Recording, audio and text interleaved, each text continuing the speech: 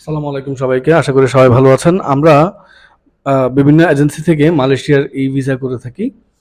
আপনারাও অনেকেই ই-ভিসা করে থাকেন বিভিন্ন এজেন্সি থেকে।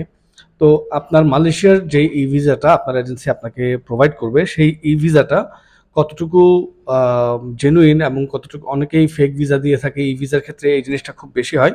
তো এটা কতটুকু জেনুইন আপনারা কিভাবে আপনাদের মালয়েশিয়ার ই-ভিসাটা চেক করবেন সেটা আমি আজ আপনাদেরকে দেখাবো।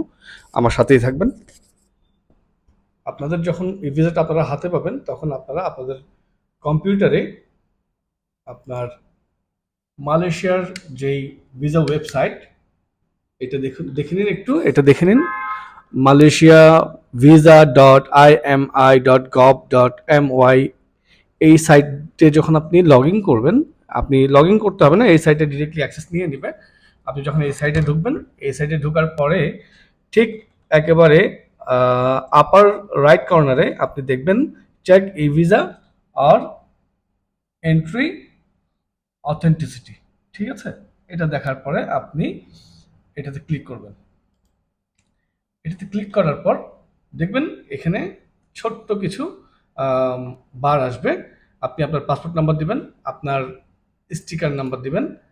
ঠিক আছে, অর্থাৎ আপনার ভিসার উপরে আপনি যে ই ভিসাটা পাবেন সেই ই ভিসার উপরে আপনি একটা একেবারে একেবারে উপরে রাইট কর্নারে ডান পাশে ই ভিসা যে পেপারটা পাবেন সেই পেপারের ডান পাশে একেবারে উপরে ডান পাশের কর্নারে আপনি একটা নাম্বার দেখতে পাবেন।